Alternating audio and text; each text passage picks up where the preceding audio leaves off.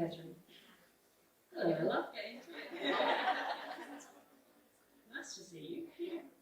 We've never done this before, but we thought it'd be just a nice way that you might be able to give people a chance to have a bit of an understanding from both perspectives and how it works together, because we're all mums and family. So hopefully this will be useful for all of you as well.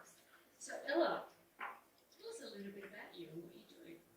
I'm Ella, as I said, and I'm 22, as they said as well. And I'm studying at the moment and just doing normal 22-year-old things, but I decided to create a magazine. There's some pictures you can have a look at. But yeah, basically I spent 3 years in a psychiatric hospital after experiencing a bit of an assault, a bit of trauma. And so I struggled with PTSD, and that was something that not many of my friends were experiencing when they left high school, but I saw a lot of things that not a lot of people have seen, and I grew up very quickly, and recovery was very difficult. So I'm very open about my mental health and my recovery, because if we don't talk about it, then nothing's going to change. So that's basically where I come from. But yeah, now I just work with Paul. So. Do you want to just tell a little bit about your mental health journey? Because I know from, I guess, the work I do as well, you know, the stats in Australia are 1 in 3 young people is diagnosed with mental illness or anxiety. Ella and I would probably say it's 1 in 2. If your child isn't struggling with the mental health, they've got a friend who is. That's basically what I'm seeing in schools, and Ella's certainly seeing it. Definitely affects all of us, for sure. As much as you're comfortable, would you be able to just tell them a little bit about the journey you've been on? Because I think it's really important. Yeah, so I've always kind of been a little bit anxious. I think some of us can relate to that. But it was, after school when this sexual assault happened, the PTSD hit me really hard, and I didn't tell anyone at the time what had happened to me. So everyone was just like, she's just really depressed, and I started going into the hospital, getting some help, but my mental health was so bad that my physical health was hurting. I was so unhappy. I thought that there was nothing to live for. I couldn't sleep, but I also had a lot of physical pain, neurological pain, developed all these migraines and digestive issues. So people think it's just your mental health. It affects so much more, and lost most of my friends because of it, because I wasn't, going out having fun. And it was very much challenging time, taught me a lot, but I think people don't realise it's like, people always say you can't see mental health. You definitely can as well. It's a physical thing as well. And the stuff we've witnessed has been so horrific. The amount of times we've been, in emergency hospitals for days on end, because, I've slept in corridors of hospitals many times. Sometimes there's nowhere to go. So, And just as perspective, both hubby and I are both social workers. We're about as resourced as you can get in this area. Super privileged. We have the highest level of private health insurance. We have access that a lot of people don't have, and we struggled through the system with all the knowledge. I'm a trauma specialist. That's what my career was before children. And it was a really important journey for us, because if we can't do it, what's happening for everybody else? Yeah, for sure. And I pretty much just had to drop out of uni, quit my job. Spent most of the 3 years in the hospital, doing lots of therapy, trying lots of different things. A few of the specialists you've got. I've got quite a few healthcare people in my team. Psychiatrists, psychologists, neurologists, sleep specialists, acupuncture. We tried everything to get me better. The amount of medications I've been on, we literally tried everything. I wanted to get better so much. And if we were doing all of these things and we were able to access all of these things and I still couldn't get well for a very long time, I can imagine a lot of people would struggle a whole lot more. So I know that the experiences you saw in hospital and the different people you met along the way was the beginning of the 4th journey. Did you want to just talk about what actually inspired you to actually just go, I've got to do something here? Definitely was grateful for the privilege I had, and I met a lot of people that came from rural areas, and they would say, we've got no psychologist, there's no psychiatrist, I have to come here by myself, I'm 18, to get to a hospital, stay here for weeks and weeks and weeks. with no support. And when I go home, there's no help. So that was the biggest inspiration for me, was realising that there's not a lot of access to all the skills and therapy and practitioners I was accessing immediately, through my home, through where I live, whatever. So that was a big thing, is accessibility. And then the other thing was the stuff I was learning in the hospital from all the different types of therapy I did, I had not ever found anywhere else. Like, the wellbeing market is huge, but I had never ever found like those real skills that changed my life. And when I would teach my friends, they'd be like, how do I learn this? These skills would change their life too, even if they weren't struggling. So I thought, how do we collate all of this education, this knowledge into one place and consider all different types of help into one that people can access at home, anytime, anywhere. So that's what it was, and I want it to be really practical. Basically just off the people I met and my own experiences. So yeah. Why did you call it Forth? I think there's a lot about mindfulness and stuff, which is in the present, which I love, but the hardest thing when you're struggling with your mental health is to be hopeful and to look forward, because when you look forward, it doesn't seem like there's anything positive. So I wanted it to be something that was about the momentum of moving forward, and that even though you have dips in your recovery, you're always moving forward and stepping forth, and there's always that trajectory that even though you dip, you're still in that upwards thing of getting better. Yeah. Why do you think Forth is so important? Big question. Well, that's a hard question. I think it's pretty obvious, because as far as savage, sorry, Mum. But as far as mental health goes, we all know how important it is. It's urgent, it's a crisis, and we're all a part of it in some way. But I think the importance of it is that it's not something that is obvious. It's not something that is super, as you can see, I wanted to make it something you could literally sit in your coffee table and no one had to know it was a therapy book or anything like that. There was a teacher at one of the schools who bought a copy, and her cat spilt the vase onto her coffee table version of Forth, and she came back and said, "Have you got a damaged one of any kind? I need my Forth. It's my pretty thing I have on my coffee table." That's lovely. I love that some people that is why they have it, but it was also, I wanted to blend seamlessly in people's lives, and I think the importance of creating things rather than, we're trying to break the taboo and the stigma of mental health, but before we can do that, we just need to get people comfortable with it. So I think it's important to blend it as seamlessly as possible into people's lives and what they're comfortable with. And then the other importance of it is just the transparency of it, being more real, sparking conversation, and engaging supporters and people struggling in that journey as much as possible.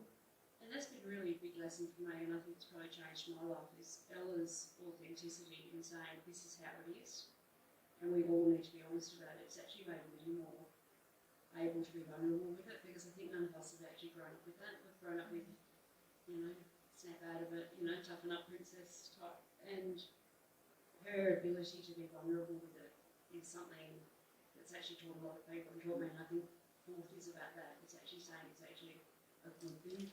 And I think it's certainly, and I said this to her today, it's made Michael, hubby and I 100% better parents, because we all think we're doing a good job, and then suddenly you realise there's things you could have probably done better, and you learn through this process, and you start to let go of the control and just letting and being with it. And I think that's actually a really important thing that Ella's journey and her journey with Forth has taught us, is that we need to be really honest and we need to be transparent.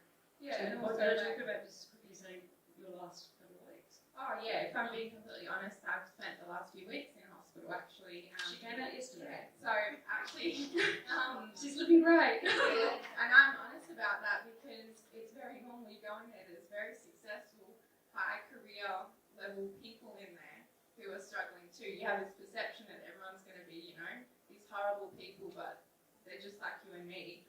And that's the first time in 2 years that I've been in any sort of hospital. I've been really well since then, but we all relapse. Everything gets in the way. So yeah, but I'm honest about that. And I was just going to say about when you're saying better parents, that there's been so many failures that we've had as a family, but it's about the trial and error. So I just wanted to touch on that, because it's very important to not set We- down rules I was that. going to say, we like mistakes in our house. I think that's Yeah. something we've learned. Yeah, sorry about that. Imperfection's perfection. Perfect. Okay, I'm just going to change from the mental health journey just a little bit because Ella got a grant through Blackbird Foundation as a pro to start her first magazine, and she learned a huge amount. And she was 20 at the time you started. Yeah. I just thought you'd like to hear what a 20-year-old trying to set up her own business with two parents who have no background in doing this. But we are not small business people or entrepreneurs, and this kid, what she had to do to get this over the line. But would you like to tell a little bit about the skills you learned? I think at first, like, not everyone quite got it. Everyone was like, print is dead. Like, you're never going to make a successful magazine. And I was like, I don't care. I'm going to do it anyway. And I literally just had an idea on paper. That was it. And I applied for that grant, and I was like, oh, I'm not going to get it. And amazingly, I got it. It's a very small amount of money, but the biggest thing was the mentorship. They're a venture capital fund, but they invest in like passion projects. So like having the belief of someone in like the big girl jobs, like someone in the industry of startup believing in my little idea, and I had 12 weeks to make the whole magazine. So I quit my job, and I had no income, and I said I'm just going to do it in 12 weeks. And in 12 weeks, I taught myself the whole Adobe suite. I did the whole design for the magazine. I had no experience in it whatsoever. I'm not a good writer. So I just brought together the skills I had, learnt new things, Googled how to do things, and they mentored me. And then I got to go to the National Startup Conference in November to exhibit for. So yeah, it was pretty cool. And yeah, met a lot of amazing people with really You met her hero. I met Melanie Perkins, who's like my hero. But yeah, it's been a really cool journey, and I actually just won the grant again this year as a protestar. So What are you doing with your grant this year? So What's going to happen inside my house? Yeah. Yeah, your poor house. But The house is a factory. it's literally a factory now. But this year I wanted to create more accessibility, so we're going to open up some kind of online educational platform where people can book with different practitioners and find online courses, little mini courses in how to do different things. I just want to expand how much we can educate people as much as possible, so I'm going to learn how to code and try my best. Yeah. So if there's any mentors here who know how to do that, I would love to talk to you. Tell me one defining moment or something you're really proud of in that journey for the first edition, probably first. Well, I've got a little video. This is me while I'm talking, opening the first one ever. It was really cool. But yeah, opening the first one was probably a big moment for me because seeing it in real life, it didn't feel real. But yeah, and another big thing, I think the biggest, like, I'm proud of myself moment was I had a girl, I get a lot of messages from people who, oh my god, mum.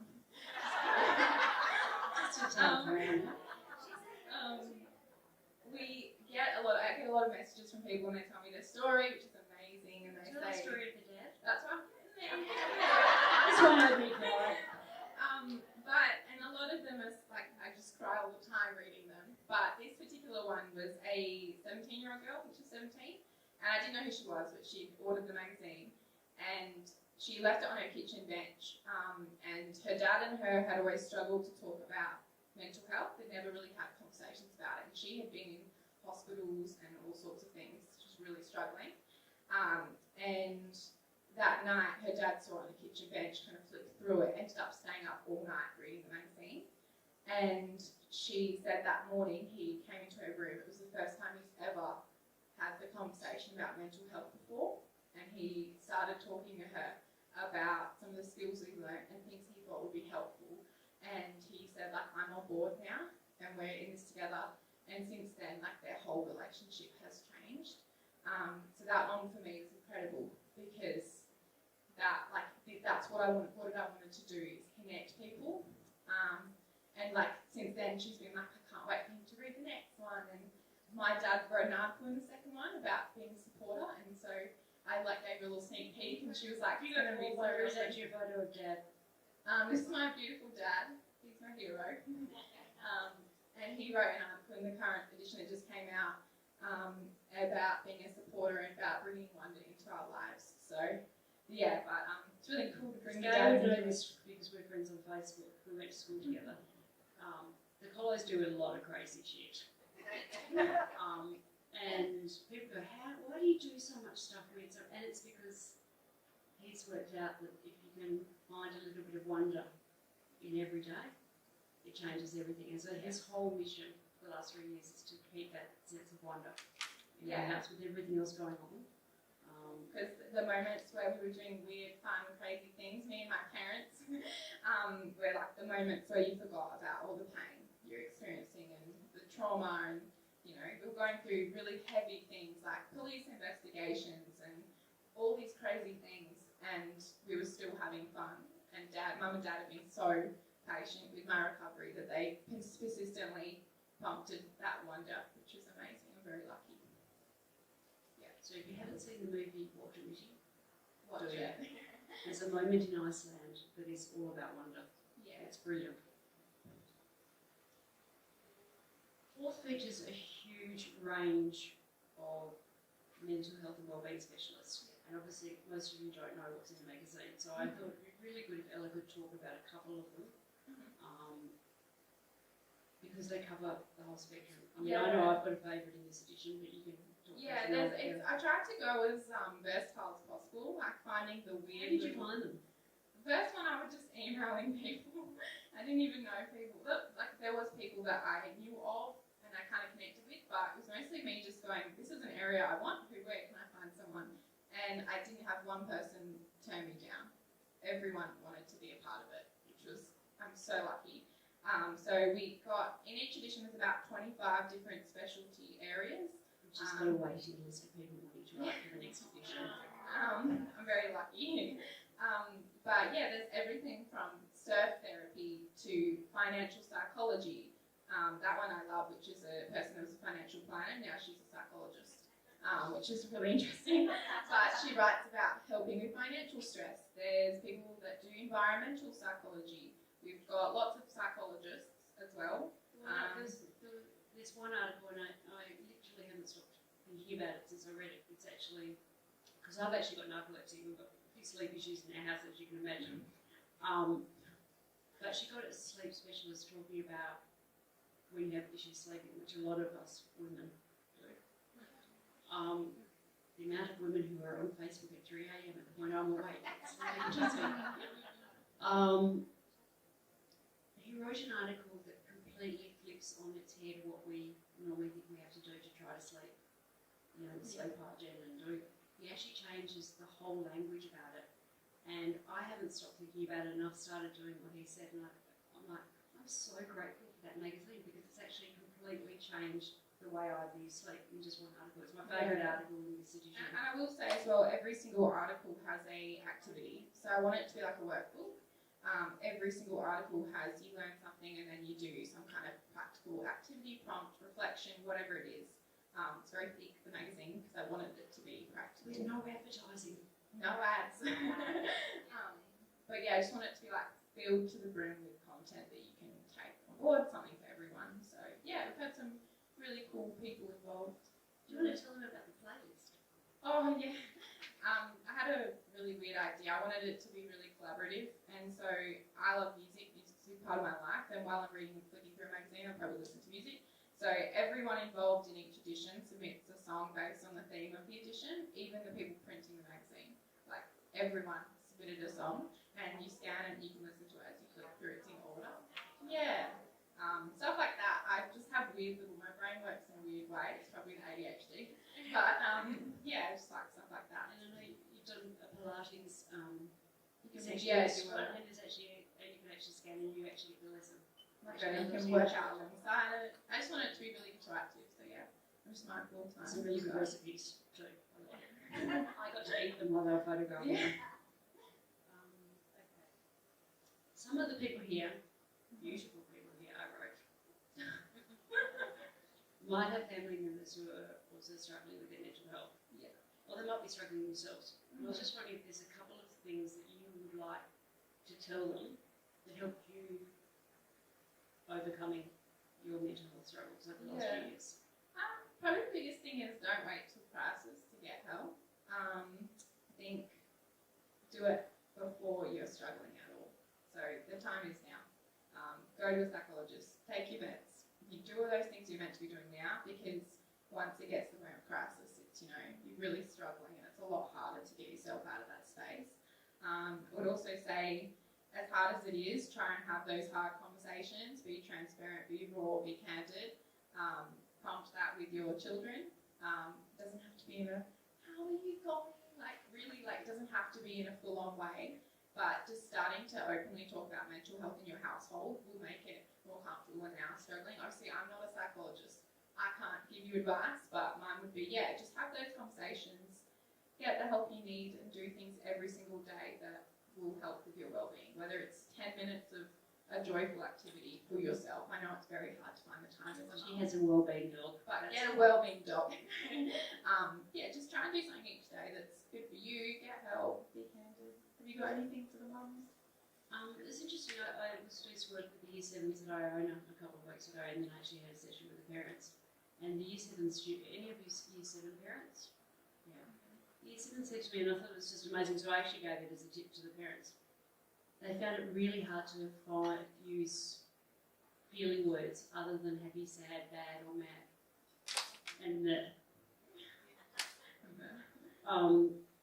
and they wanted to help so that their homeroom teachers could work with them and their mums and dads could work with them on getting better words to describe when they're desolate, when they're distressed, when they're frustrated, so that in those moments they want to be able to talk about it. And it's not just bad or sad, but I thought that was a really powerful thing coming from literal preteens.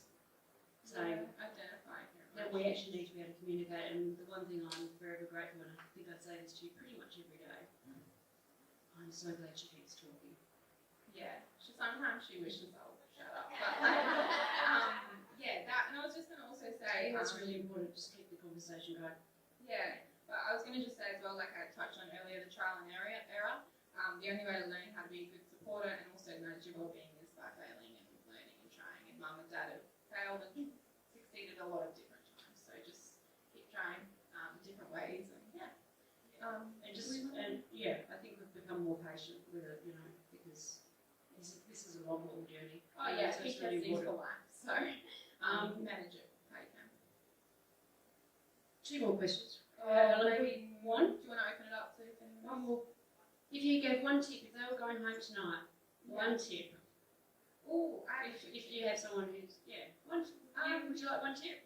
Yeah. My biggest tip, and I tell everyone about this because it was like so helpful, is when I was in hospital, when I just came out of one of my hospital admissions, I was living by myself in an apartment, and obviously I wasn't doing very well, so mum and dad were just worrying 24/7. And we started this little system where every single morning I would send mum a number out of 10, nothing else, just the number, and we created this worksheet. I was like a teacher, like I feel like I was like designing this worksheet. And it was a scale that measured all the different numbers and what they meant, warning signs if I may have been at one of those numbers, things that mum could prompt me to do and things that she could do to help me. And where the point was where she was saying, actually, I need help now, I can't talk about it. Yeah, and it made it really easy because we did it every single day. When I was struggling, it wasn't hard for me to just send the number. All I had to say was the number. I didn't have to say I'm struggling or I need help. It was just 2 out of 10.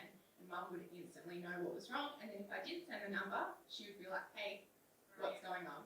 So that would be my biggest tip. And that also allowed us to go, okay, mum's not available. Who's the next person on your list? Who's the next person on your list? So that you actually set up a plan of communication, and it actually really worked. There was a time I was in the dentist where we had a massive crisis. Yeah. And Ella wouldn't be here today if we hadn't had that plan in place.